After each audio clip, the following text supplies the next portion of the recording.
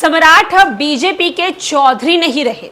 भले बिहार के deputy CM सम्राट चौधरी हैं, लेकिन अब बीजेपी के साहब कोई और हो गए हैं।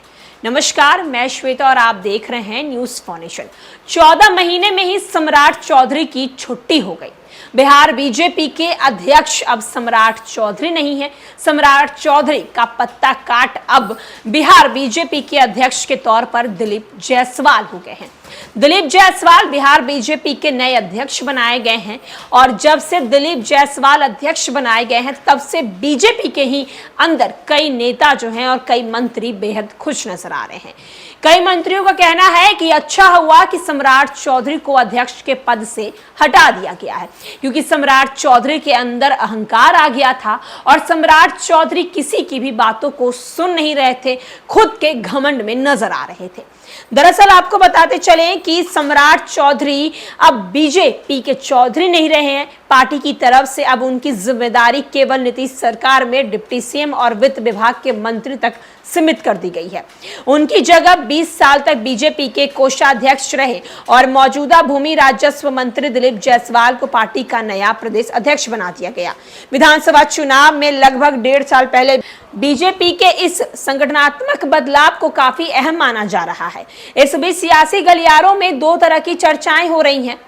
पहला कि आखिर सम्राट चौधरी को 16 महीने के भीतर ही क्यों हटा दिया गया, और दूसरा कि फायर ब्रांड नेता को कुर्सी से हटाकर आखिर शांत और सरल छवि वाले नेता को जिम्मेदारी क्यों दी गई।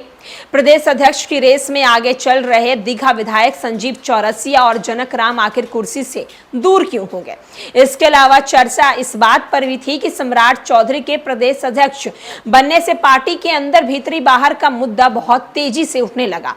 दरअसल सम्राट चौधरी को पार्टी की जिम्मेदारी ऐसे वक्त पर दी गई जब नीतीश कुमार महागठबंधन में शामिल थे।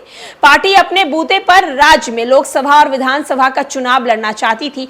ऐसे में सम्राट चौधरी पर दाव लगाकर केंद्रीय नेतृत्व बिहार के संगठन को नए सिरे से खड़ा करना चाहती थी।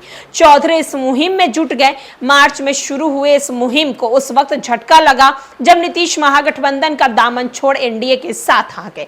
इसके बाद उन्हें संगठन की जगह सरकार में शामिल कर डिप्टी सीएम बना दिया गया। तभी ये तय माना गया कि उन्हें प्रदेश के अध्यक्ष पद से अब हटा दिया जाएगा। सम्राट चौधरी के प्रदेश अध्यक्ष बनते ही पार्टी के भीतर गुटबाजी शुरू हो गई। पार्टी के पुराने सिपाही उन्हें अपने नेता मानने को तैयार नहीं। एक धड़ा जहां इन्हें बाहरी नेता बता रहा, तो वहीं दूसरा धड़ा इन्हें पार्टी का भविष्य बता रहा।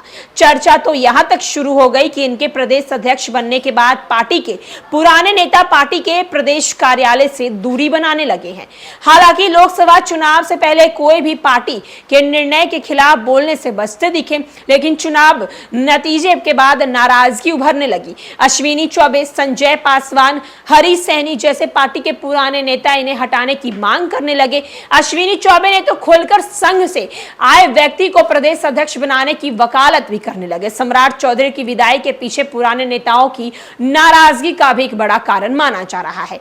बिहार में कुशवाहा की राजनीति मौजूदा दौर में चरम पर है। एक तरफ राजद बीजेपी नीतीश कुमार के स्कोर वोट बैंक को अपनी पैठ मजबूत करना चाहती, तो दूसरी तरफ जदयू इसे बचाने में जुटी है। बीजेपी में सम्राट चौधरी के आभार का एक बड़ा कारण यह भी माना जा रहा है। तो एक तरफ जहां सम्राट चौधरी के प्रदेश अध्यक्ष के पद से हटाने के बाद बिहार की राजनीति में अलग अलग जो है वो बयान दिए जा रहे हैं। एक तरफ ये कहा जा रहा है कि सम्राट चौधरी का अहंकार इस पद को उनसे छीना है। दूसरी तरफ के लोगों का यह कहना है कि सम्राट चौधरी कहीं ना कहीं कुशवाहा वोट बैंक को अपनी ओर खींच नहीं पाए 2024 में। और तीसरी बातें ये निकलकर सामने आ रही है कि सम्राट चौधरी को जिस कारण बिहार बीजेपी का अध्यक्ष बनाया गया था, उस पर सम्राट चौधरी खड़े नहीं हो पाए। अब आने वाले दिनों में देखना होगा कि सम्राट चौधरी इस बयान को लेकर जो लगातार राजनीतिक गलियारों में उनके लिए उठाई जा रही है, उस पर क्या कुछ प्रतिक्रिया देते हैं। पनोरमा ग्रुप, जो सोचता है वो करता है।